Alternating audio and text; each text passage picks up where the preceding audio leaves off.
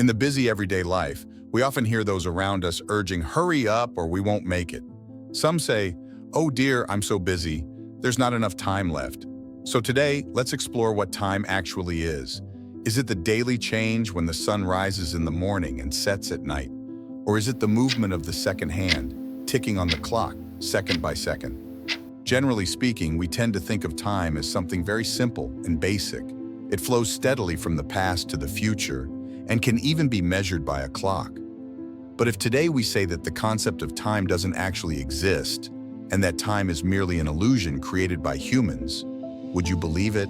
Today, let's talk about the mystery of time.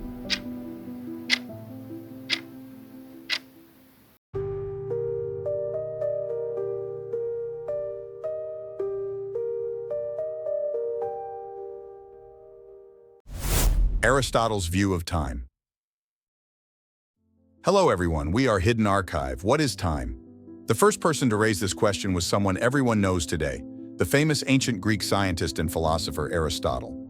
In his famous work on physics, he was the first to present the classic view of time. Simply put, time is the measure of change. For example, if a person comes home 2 hours after leaving, those 2 hours are the measure of the changes that happened during the time they were out and when they returned.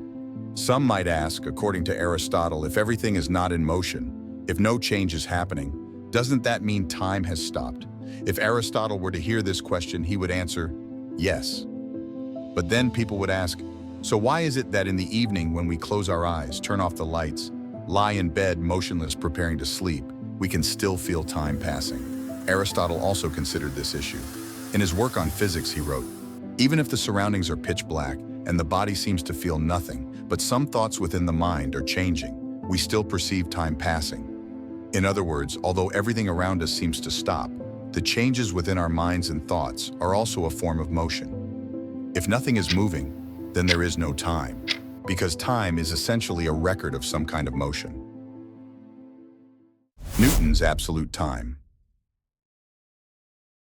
At this point, some might find Aristotle's thoughts a bit strange. This is understandable because we have adopted Newton's concept of time in modern physics. So, what is this concept?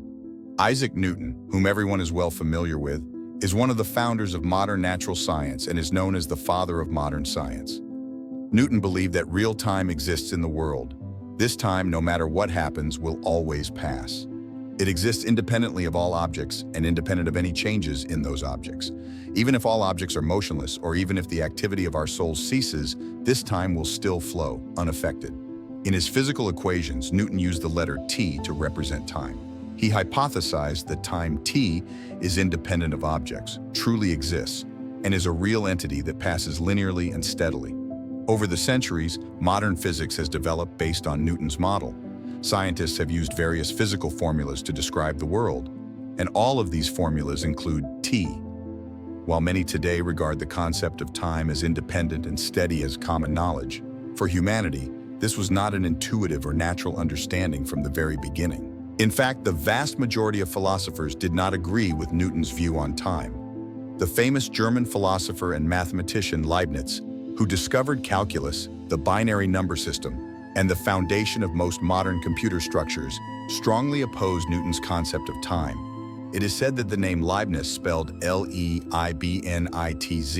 originally had a T in the middle. To express his disbelief in Newton's absolute time, T, he removed the T from his name. Therefore, his name later became Leibniz. It seems that scientists' stories can be quite interesting. Einstein, time is an illusion. Aristotle and Newton, two giants of their time, both proposed different views. Humans, caught between their views, have pondered whose perspective is the correct one. Suddenly, another master appeared, bringing ideas that marked the beginning of a new era. Einstein and his theory of relativity. Einstein's explanation captivated many. He told people that time is an illusion, and the human perception of the differences between past, present, and future is simply a mistaken feeling. Though this mistaken feeling may be long-lasting, this notion was somewhat new, and many found it hard to accept. So what does this idea mean? Before we delve into this issue, let's first discuss something else, which will make the concept easier to understand.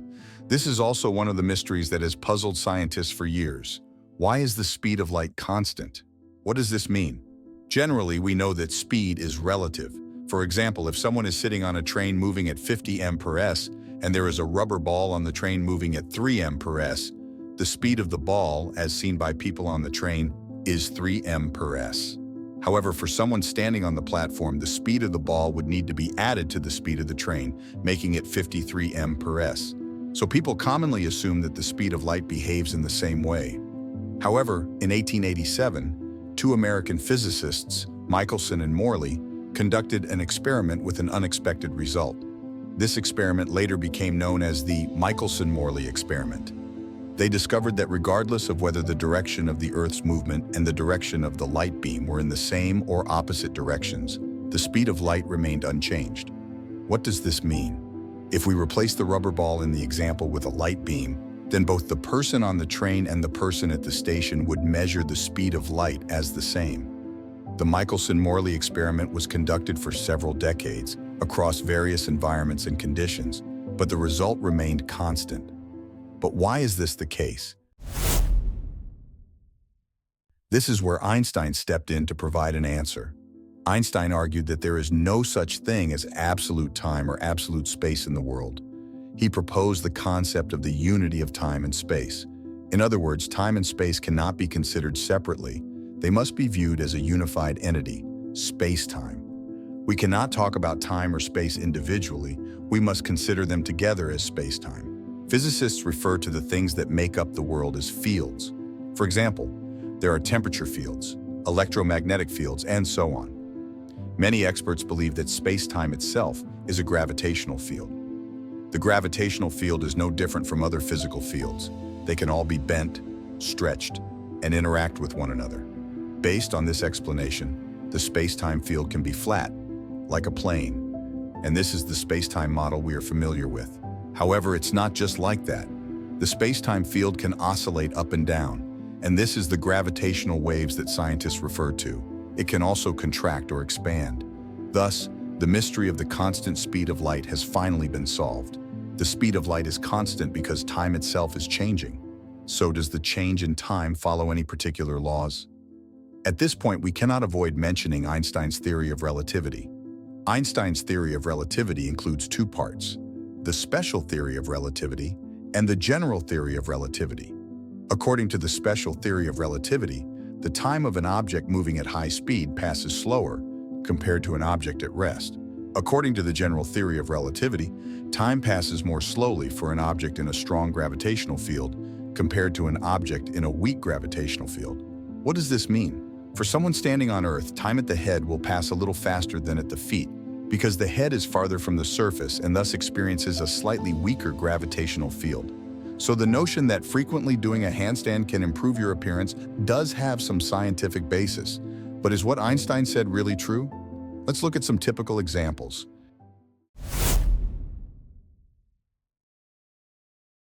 In 1971, two scientists conducted an experiment. Hafele and Keating used 4 cesium atomic clocks for their experiment. Cesium atomic clocks are the type of clocks that use the oscillation frequency of atomic nuclei to calculate and maintain time accuracy. According to a 2020 report by German scientists, a cesium atomic clock has an error of only about 1/710 minus 16 seconds in 187 million years, which is less than 1 second.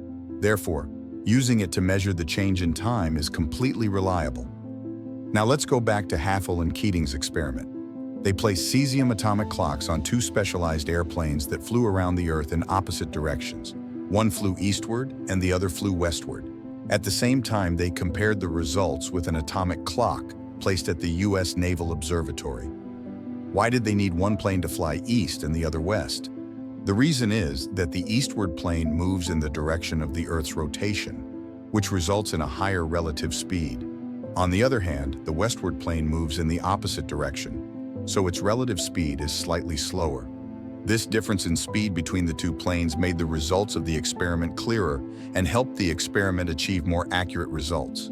As mentioned earlier, according to the general theory of relativity, time passes faster in areas with weaker gravitational fields. According to the special theory of relativity, the faster an object moves, the slower time passes for it. So, what were the results of the experiment? The atomic clocks on the planes flying eastward ran slower than the clock on the ground by 59 nanoseconds, ENS, while the atomic clock on the westward plane ran faster than the one at the observatory by 273 nanoseconds. This experiment confirmed both Einstein's general and special theories of relativity. In fact, the GPS system that we use daily also needs to apply the theory of relativity to correct time. Without these adjustments, atomic clocks on satellites would run faster than those on the ground by about 38 microseconds, ms, every day. Many might think that 38 microseconds is a very small number, insignificant even. However, in reality, without correction, the GPS system would accumulate a positioning error of about 10 kilometers every day. This would be enough to render GPS useless for applications requiring high accuracy. NASA's twin experiment. In 2015, NASA conducted a special experiment exploring the effects of space on the human body. They selected a pair of identical twins, astronaut Scott Kelly and his brother Mark Kelly. Since they were identical twins, they shared nearly identical genetic makeup. In this experiment, Scott was sent to the International Space Station, ISS, for 340 days, while Mark stayed on Earth. After Scott returned, NASA compared the changes in both individuals. Observing the photo released by NASA, Scott, who lived in a microgravity environment and traveled at high speeds around Earth, appeared younger than Mark. However, because NASA didn't release a pre-experiment photo of them, we can't be sure whether Scott looked younger than Mark before the experiment. Nonetheless, NASA's research did show that Scott's aging process slowed down compared to Mark. Why was that? Upon examination, NASA discovered that during Scott's time in space, his aging process noticeably slowed down. This was related to changes in his telomeres, a small segment of DNA located at the ends of chromosomes, which protects the chromosomes from damage. As we age, telomeres gradually shorten, causing cells to age and eventually die. However, during Scott's time on the ISS, his telomeres lengthened compared to normal, while Mark's telomeres, who stayed on Earth, continued to shorten in line with the normal aging process. What's interesting is that after Scott returned to Earth, his telomeres quickly resumed shortening at the normal rate. The ancient saying goes, "A day in the sky is 1,000 years on Earth," meaning that time passes differently in different places and environments. This, as we now know, has been scientifically proven. Time flows at completely different speeds depending on the position and velocity within space-time. There have been many examples, both ancient and modern, of people accidentally wandering into another space and returning to find everything completely changed. It seems that the wisdom of ancient people surpassed even the research of modern science. Block universe. Based on Einstein's theory of relativity and his four-dimensional space-time cosmology, in 2015, Bradford Scow, a philosophy professor at the Massachusetts Institute of Technology, proposed the theory of the block universe. This theory suggests that according to Einstein's unified theory, space and time cannot be separated and both are part of a four-dimensional universe. Three spatial dimensions combined with one time dimension form a unified entity. Therefore, every event that occurs has its own coordinates in space-time. The past, present, and future all exist simultaneously. This means that the hypothesis that time is a one-way arrow pointing forward is not entirely accurate. Time is a sequence of temporary events, and we are just one of them. In his book, Objective Becoming, Bradford Scow stated that time is not just an arrow pointing forward. Instead, in the universe, time extends in many directions, much like space. To imagine it simply, our current universe is at point 0. If we look forward, we would see a similar universe at point 0 plus 1. If we look back, we would see a universe at point 0, 1. Along with the three spatial dimensions, we now have a four-dimensional system. The block universe is an absolute immovable block in four-dimensional space-time. In this model, there is no passage of time nor any change in things. The world is simply a still block. Each point on the time axis corresponds to an image in three-dimensional space at that particular moment. If we could step outside and observe the block universe, it would be like watching a movie. In this scenario, we could choose to view any event occurring at any moment in time. Speaking of movies, we all know that when we're in a theater, films are shown continuously in chronological order. Therefore, in the block universe theory, there must be a similar element, which causes us to perceive time as constantly moving forward with no way to go back. Physicist and philosopher Max Tegmark and Julian Barber from the Massachusetts Institute of Technology argue that the switch is our brain. The passage of time is essentially just an illusion created by our brain. The structure of the brain's neurons helps us retain memories of the past, but cannot predict what will happen in the future. It is this memory that forms our concept of time flowing, making us think that everything is moving from the past to the present and onward into the future. If the universe really operates this way, how can we escape the illusion of the past, present, and future? Unfortunately, modern science has yet to achieve this. So is there anyone who can? The story of the Shakyamuni clan. In ancient Indian history, there is a story related to King Lumbini. After ascending the throne, he decided to attack the kingdom of Kapilavastu to destroy the Shakyamuni family. The Buddha, Shakyamuni, appeared 3 times on the path that the army was forced to take to advise King Lumbini. On the 3rd time, both the white dragon and the golden phoenix also appeared to stop him. At that moment, King Lumbini was both moved and frightened, so he withdrew his army. However, unable to resist the persuasion of his sycophants, King Lumbini sent his army out for the 4th time. This time, the Buddha did not intervene. As a result, the Shakyamuni clan was completely destroyed. One of the Buddha's disciples, Moggallana, asked the Buddha about the cause of this tragedy. The Buddha explained, "A long time ago, King Lumbini was a king of the underwater world, ruling over fish, turtles, prawns, and crabs in the river. The people living along the river greatly enjoyed eating fish. They fished until the river was depleted. When there were no small fish left, they turned to eating the great fish king. At that time, 500 people from the Shakyamuni family were the ones who ate the fish. At that time, I was just a child. I didn't eat fish, but out of curiosity, I used a stick to hit the fish king's head 3 times. That's why later, when I became the Buddha, I had to endure a headache for 3 days. The fish king, after reincarnating, became King Lumbini. Due to the hatred from his previous life, he wanted to destroy the Shakyamuni clan. Regarding the fate of King Lumbini, the Buddha only said one sentence. After successfully exterminating the Shakyamuni family 7 days later, King Lumbini and his kingdom will be destroyed.